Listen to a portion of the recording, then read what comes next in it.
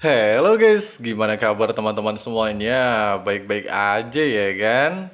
Nah, di video kali ini kita bakalan ngelanjutin lagi pembahasan alur cerita Donghua Recap Transformasi Bintang part 16 ya guys ya.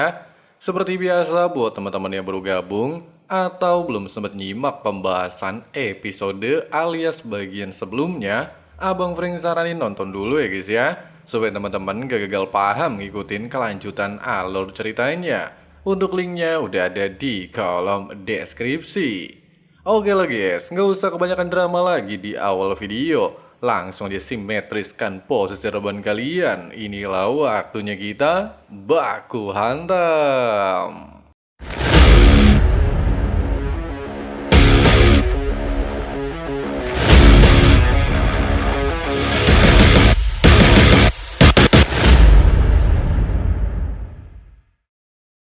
Setelah berhasil memaksa Kaisar Yu dan Kaisar Suetian yang mundur berkat bantuan Awusu, Qin Yu kembali melanjutkan perjalanannya. Meski ancaman untuk sementara telah berlalu, pikirannya masih dipenuhi rasa khawatir terhadap Hou Fei dan Xiao He. Pasalnya mereka berdua hingga kini belum diketahui keberadaannya. Desa singgah di sebuah rumah makan, Qin Yu tanpa sengaja mendengar banyak orang membicarakannya.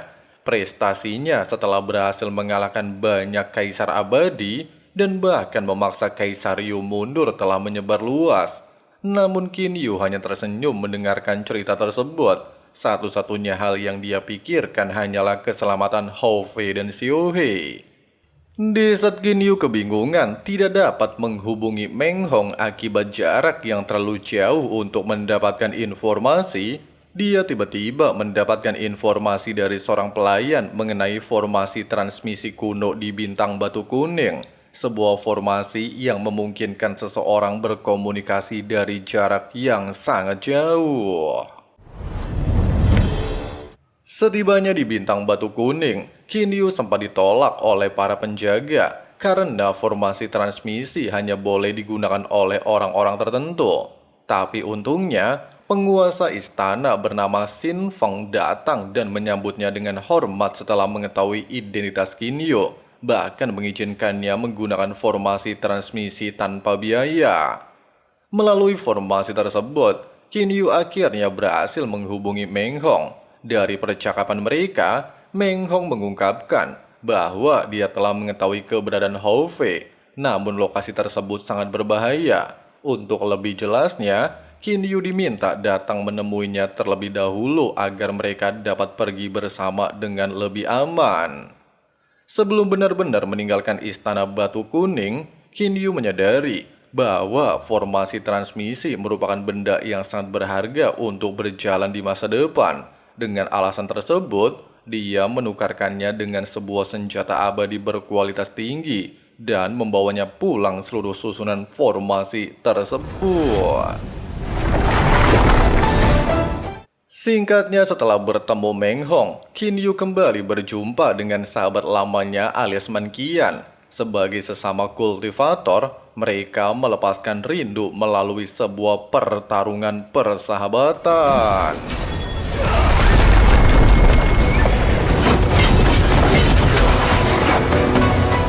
Dengan kekuatan Qin Yu saat ini, dia mampu dengan mudah menekan Man Qian dan mengalahkannya, sehingga membuat Man Qian hanya bisa merasa takjub mengetahui perkembangan Qin Yu. Di tengah-tengah situasi tersebut, Qin Yu mendapatkan informasi dari ketiga bawahannya. Xiao He terakhir terlihat di wilayah klan burung, sedangkan Hou Fei dibawa oleh Kaisar Kera ke tanah terlarang klan Kera untuk menjalani pelatihan dan menerima warisan leluhur. Di sisi lain, Ao Ming dan istrinya terlihat mulai gelisah dengan kemunculan Awusu. Bahkan Ao Ming terlihat sangat merindukan kakaknya tersebut. Di momen ini juga, Kaisar Naga alias Ao Fang juga menunjukkan diri. Meskipun dia sempat memiliki perselisihan dengan Awusu, serta tidak menyetujui Ao Ming menikah dengan istrinya saat ini, namun pada detik ini, Ao Fang terlihat sudah merestui hubungan mereka. Bahkan Ao Fang meminta bantuan Ao Ming untuk mempertemukannya dengan Awusu. Terlebih lagi menurut informasi, Awusu saat ini mengikuti Qin Yu. Sementara itu, Kaisar Banteng datang menemui Qin Yu. Dia menjelaskan bahwa tanah terlarang merupakan tempat suci yang memungkinkan anggota klan Kera memperoleh pemahaman tentang teknik bertarung tingkat tinggi. Sebuah warisan yang nilainya bahkan lebih besar daripada harta atau senjata apapun. Meskipun tempat itu terlarang bagi orang asing, namun mengingat hubungan Kaisar Banteng dan Kaisar Kera sangatlah dekat, serta Kaisar Kera sudah mengetahui kalau Qin Yu adalah kakak Hao Fei, Kaisar Banteng lantas bersedia untuk membawa Qin Yu nantinya menuju tanah terlarang. Sebelum berangkat, Qin Yu kembali meminta bantuan Meng Hong untuk terus mencari keberadaan Xiao He yang kini masih menghilang. Kemudian juga menitipkan Zhuang alias bocah yang dulu dia selamatkan kepada Man Qian. Dia berharap Man Qian bisa mengajarinya untuk berkultivasi. 多谢秦羽大人。 Setelah menempuh perjalanan yang cukup panjang, mereka tiba di sebuah lautan pasir emas yang menjadi gerbang menuju tanah terlarang. Kaisar Banteng menjelaskan bahwa pasir tersebut merupakan lapisan kosmik emas peninggalan leluhur klan Kera. Penghalang ini hanya bisa dilewati oleh kera bermata api dan kera bermata emas, sedangkan ras lain harus melewati jalur khusus. Siapapun yang nekat menerobos akan langsung binasa. Tidak berselang lama, Kaisar Kera akhirnya tiba menyambut mereka dan membawa Qin Yu memasuki tanah terlarang. Di saat Qin Yu merasakan adanya aura kuno yang sangat kuat, Kaisar Kera menjelaskan Hao Fei sedang menjalani ujian untuk mewarisi teknik bertarung leluhur klan Kera. Jika berhasil, kekuatannya akan meningkat drastis. Meski ingin segera bertemu Hao Fei, Qin Yu tidak diizinkan memanggilnya keluar. Pasalnya setiap anggota klan Kera hanya memiliki 3 kesempatan memasuki tanah terlarang. Oleh sebab itu, jika Qin Yu ingin menemui Hao Fei, dia haruslah memasuki tanah terlarang dan mengikuti ujian seperti anggota klan Kera lainnya. Sebelum memasuki area tersebut, Kaisar Banteng memperingatkan semua senjata, baju zirah, maupun harta pelindung tidak akan berfungsi di dalam tanah terlarang. Qin Yu hanya bisa mengandalkan kekuatan aslinya. Selain itu juga, meski lawan yang akan dihadapi memiliki tingkat kultivasi yang sama, tetapi kekuatan serangannya mencapai 10 kali lipat lebih besar. Begitu memasuki tanah terlarang, Qin Yu melihat bayangan para leluhur klan Kera yang sedang memperagakan teknik 36 jurus tongkat surgawi. Setiap gerakan terlihat sederhana, tetapi mengandung kekuatan yang luar biasa. Sebelum sempat mempelajari teknik itu lebih jauh, penjaga tanah terlarang bernama King muncul dan langsung menantangnya bertarung. King juga menjelaskan, satu-satunya cara lulus adalah menghancurkan tongkat miliknya. Meskipun Qin Yu telah mengatakan tujuannya hanyalah ingin bertemu Hao Fei, tetapi aturan tanah terlarang tidak memberi pengecualian kepada siapapun. Sejak bentrokan pertama, Qin Yu menyadari lawannya memiliki teknik bertarung yang hampir sempurna. Meski kekuatan penjaga jauh lebih besar, pengalaman Qin Yu dalam menghadapi berbagai pertarungan hidup dan mati membuatnya mampu membaca pola serangan lawan. Perlahan-lahan dia mulai menemukan celah. Kekuatan yang dilepaskan Qin Yu seketika membuat sang penjaga cukup terkejut. Dia bahkan beranggapan Qin Yu telah menyembunyikan tingkat kultivasinya. Dan karena alasan itulah, sang penjaga justru menggunakan kekuatan di atas Qin Yu yang jelas-jelas melanggar aturan. Pasalnya dia bertujuan bukan lagi menguji Qin Yu, melainkan berniat untuk menghabisinya.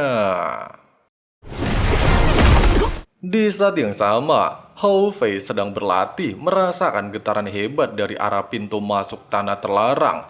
Bahkan menyadari sosok yang sedang melawan penjaga adalah Qin Yu, serta sang penjaga kehilangan kendali, serta ingin membunuh kakaknya. Hao Fei segera turun tangan dan memprotes tindakan penjaga yang melanggar aturan. Namun sayangnya, penjaga tersebut tetap bersikeras. Dia juga menegaskan Qin Yu pantas dibunuh. Pertarungan berubah semakin sengit. Qin Yu dan Hou Fei bekerja sama menghadapi penjaga, tetapi mereka tetap terdesak. Bahkan ketika Hou Fei meminta Qin Yu melarikan diri, Qin Yu menolak meninggalkan saudaranya. Dia justru memilih menahan serangan demi melindungi Hou Fei hingga tubuhnya terluka parah. Tepat ketika penjaga Qing hendak melancarkan serangan terakhir, seorang kaisar penjaga warisan tiba-tiba muncul. Bahkan setelah mengetahui bahwa penjaga Qing telah melanggar aturan dengan menaikkan kekuatannya secara sepihak, serta menuduh Qin Yu menyembunyikan kultivasinya, sang kaisar penjaga tanpa basa-basi menghabisinya. Setelah bahaya berlalu, Qin Yu dan Hou Fei akhirnya bisa bertemu kembali setelah berpisah selama puluhan tahun. Hou Fei menceritakan bahwa selama 60 tahun terakhir, dia terus berlatih hingga berhasil mencapai tingkat Devil Emperor tingkat 3. Meski demikian, dia tetap mengakui bahwa perkembangan Qin Yu jauh lebih luar biasa. Pasalnya Qin Yu telah mencapai ranah Kaisar Emperor tingkat 6. Mengesampingkan hal itu, Qin Yu kemudian menceritakan bahwa Xiao He masih belum ditemukan. Bahkan menurut informasi, di wilayah klan burung sedang dilanda kekacauan. Mendengarkan hal itu, Hou Fei teringat sebuah rumor tentang seorang ahli misterius bernama Liu Xing sedang diburu habis-habisan oleh klan burung. Kabar tersebut jelas membuat Qin Yu merasa terkejut. Dia sangat yakin sosok Liu Xing pastilah Xiao He. Pasalnya, nama Liu Xing adalah nama samarannya ketika masih ada di dunia fana. Oleh sebab itu, tanpa membuang waktu, Qin Yu dan Hou Fei memutuskan untuk segera menuju klan burung. Apapun resikonya, mereka harus segera berangkat untuk menyelamatkan Xiao He sebelum semuanya terlambat. Melihat murid kesayangannya keluar lebih cepat dari seharusnya, Kaisar Kera merasa sangat kecewa. Menurutnya, kesempatan memasuki tanah terlarang hanya diberikan 3 kali sepanjang hidup, sehingga keluar sebelum menyelesaikan pelatihan merupakan kerugian besar. Namun Hou Fei menjelaskan bahwa Xiao He sedang berada dalam bahaya. Sebagai saudara angkat, dia tidak mungkin terus berlatih sementara saudaranya sedang mempertaruhkan nyawa. Mendengarkan alasan tersebut, Kaisar Kera akhirnya memahami keputusan Hou Fei. Dia menyadari bahwa ikatan persaudaraan mereka jauh lebih kuat daripada keinginan mengejar kekuatan. Tidak hanya itu, Kaisar Kera juga memberikan hadiah sebuah armor dewa, pusaka yang selama ini menjadi harta pelindungnya. Kaisar Kera juga memberikan peringatan kepada Qin Yu untuk berhati-hati, di mana gulungan misterius yang dimilikinya menyimpan petunjuk menuju kuil misterius, sebuah tempat yang diincar para ahli kuat dari dunia abadi, dunia iblis, dan dunia siluman. Selama gulungan itu berada di tangan Qin Yu, dia akan terus menjadi target pemburuan banyak pihak. Sementara itu di tempat lain, Kaisar Yu ternyata masih menyimpan dendam setelah dipermalukan oleh Qin Yu. Setelah berhasil meningkatkan kultivasinya, dia merasa kini telah cukup kuat untuk membalaskan kekalahannya.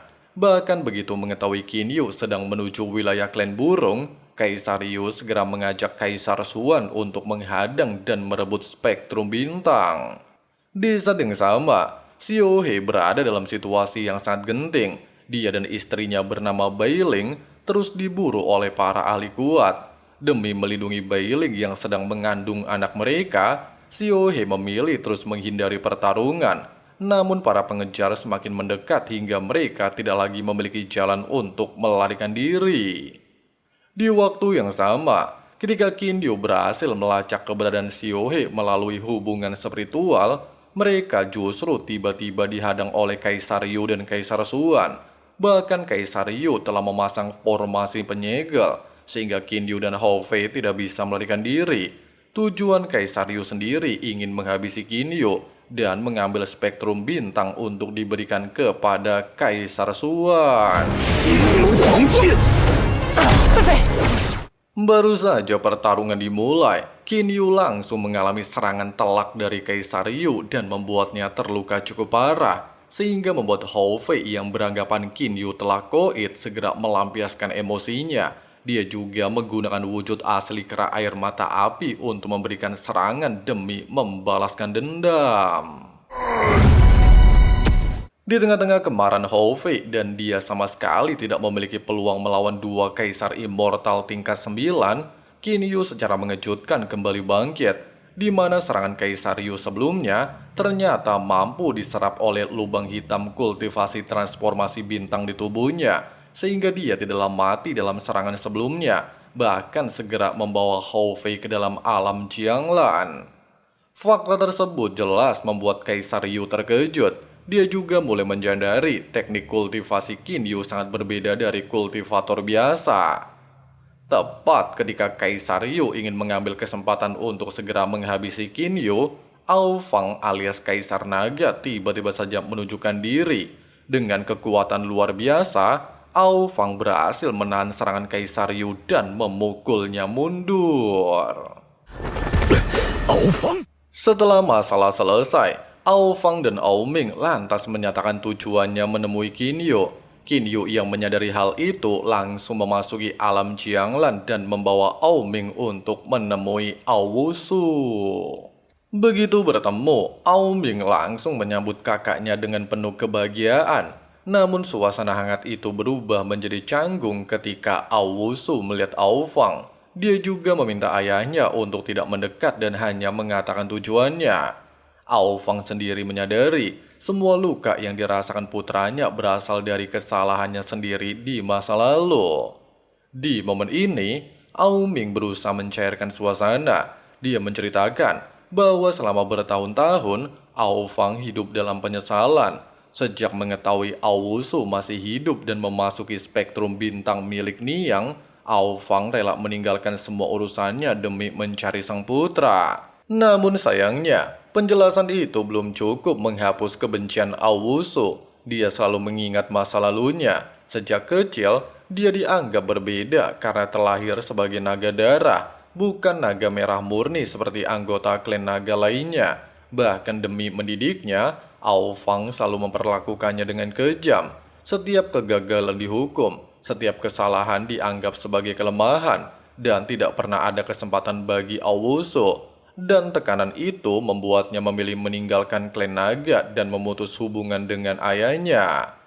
Dan saat inilah, setelah puluhan tahun berpisah, Ao Fang akhirnya mengakui semua kesalahannya. Dia mengaku terlalu terobsesi menjadikan anak-anaknya sebagai kultivator kuat, sehingga melupakan perasaan mereka. Sebagai pemimpin klan naga, dia percaya bahwa didikan keras akan membuat seseorang menjadi kuat.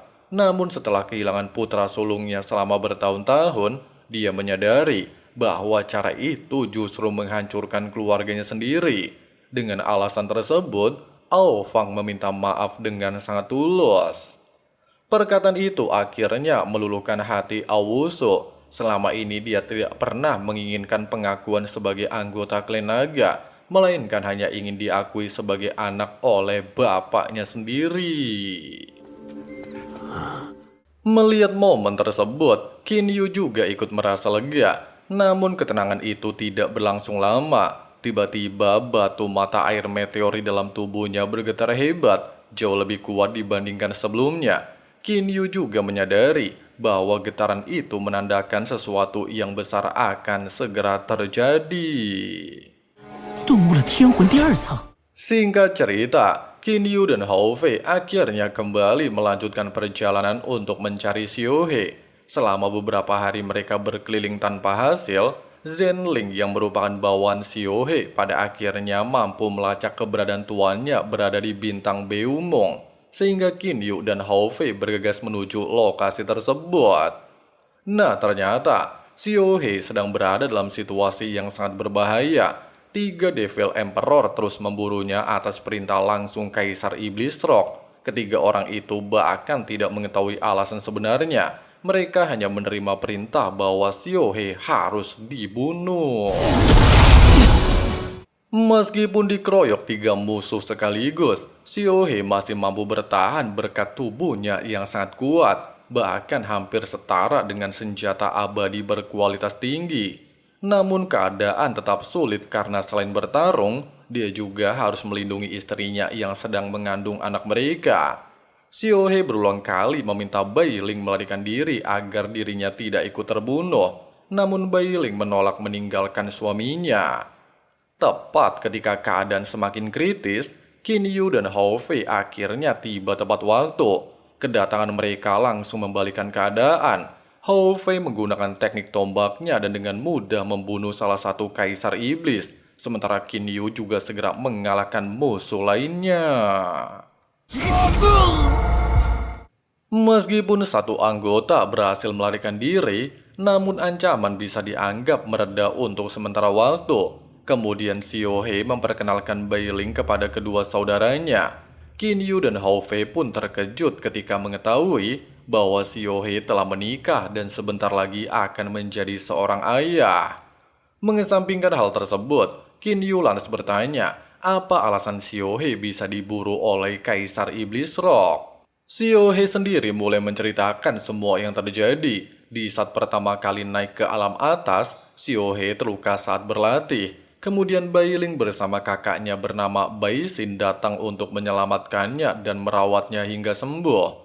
Selama tinggal bersama mereka, Xiaohe dan Bai Ling saling jatuh cinta. Mereka menikah dan hidup tenang di desa Bai Ling sambil terus meningkatkan kultivasi. Kehidupan damai itu berubah ketika Xiaohe bertemu kembali dengan teman lamanya alias Zhongju yang kini bekerja di bawah Kaisar Iblis Rock. Bahkan Zhongju menyarankan Xiaohe bergabung dengan Kaisar. Menurutnya, dengan dukungan Kaisar, Xiaohe akan berkembang jauh lebih cepat dan akan bisa menemukan kedua saudaranya. Beberapa bulan setelah pertemuan tersebut, desa Bai Ling tiba-tiba diserang, banyak penduduk terbunuh, dan sejak saat itulah Xiaohe terus diburu oleh Kaisar Iblis Rock. Penjelasan barusan sontak saja membuat Qin Yu menyadari ada hal janggal. Selain dia sangat mengenal Zhongju, sangat sulit bisa mempercayai kalau Zhongju rela mengkhianati persahabatan di antara mereka dan menargetkan Xiaohe. Tidak hanya itu, kemampuan Xiaohe sendiri juga semakin mengagumkan. Sebagai binatang mutasi super, kekuatannya berkembang jauh lebih cepat daripada kultivator biasa. Bahkan sebelum mencapai tingkat tertinggi Devil Emperor, dia sudah mampu membunuh Devil Emperor tingkat 8 dan bertahan menghadapi gempuran ketiga musuh sebelumnya. Dengan adanya alasan tersebut, Qin Yu mulai menyadari satu hal. Kaisar Iblis Rock pastilah memiliki alasan tersembunyi untuk menghabisi Xiaohe. Hanya saja, menyadari musuh mereka terlalu kuat, Qin Yu memutuskan tidak boleh bertindak gegabah. Dia kemudian membawa Xiaohe, Bai Ling dan Hao Fei memasuki alam Jianglan untuk sementara waktu bersembunyi dan meningkatkan kultivasi, sebuah dunia kecil yang sangat istimewa. Singkatnya, setelah meminta Soyan untuk menyelidiki keadaan kerajaan burung dan mencari informasi mengenai Zhongju, Qin Yu lantas mulai melakukan kultivasi. Namun di momen ini, dia mengalami masalah, di mana setiap energi yang dia serap selalu berubah menjadi lubang hitam di dalam tubuhnya, sehingga dia kesulitan menembus tingkat berikutnya dalam kultivasi transformasi bintang. Di sisi lain, Hao Fei sering berlatih tanding dengan Xiaohe. Walaupun Hao Fei masih lebih kuat, perkembangan Xiaohe benar-benar luar biasa hingga membuat Hao Fei berkali-kali terkejut. Beberapa waktu kemudian, kondisi Bai Ling semakin melemah karena kehamilannya. Qin Yu segera memberikan pil khusus yang mampu menambah energi kehidupan, sehingga ibu dan bayi tetap dalam keadaan sehat. Bersama dengan hal itu, Soyan akhirnya kembali membawa kabar penting. Meskipun tidak mendapatkan informasi mengenai Zhongju, tapi dia mengetahui Bai Xin masih hidup dan berada di dalam sel tahanan. Nah guys, begitulah pembahasan alur cerita Donghua Recap Transformasi Bintang part 16-nya ya guys ya. Untuk part selanjutnya tunggu notifikasinya ya guys ya. Jadi jangan lupa subrek dan nyalain juga notifikasinya supaya nggak ketinggalan updatean videonya. Oke lah guys, makasih banyak banget buat teman-teman yang udah nonton videonya sampai habis. Di sini Abang Frank pamit undur diri dulu. See you and bye. Bye. Might miss, gotta find what I'm good at. I guess I look here, look there, over where am I scared, where am I at? I gotta make it in this life. Whatever makes me happy, know I'm doing things right. Sipping in the summer on a goose and Sprite, or find a nightclub for the end of the night. Oh, and we all got dreams, we all want things, but what you gonna do for it? How you gonna move for it? What you gonna be? And do you believe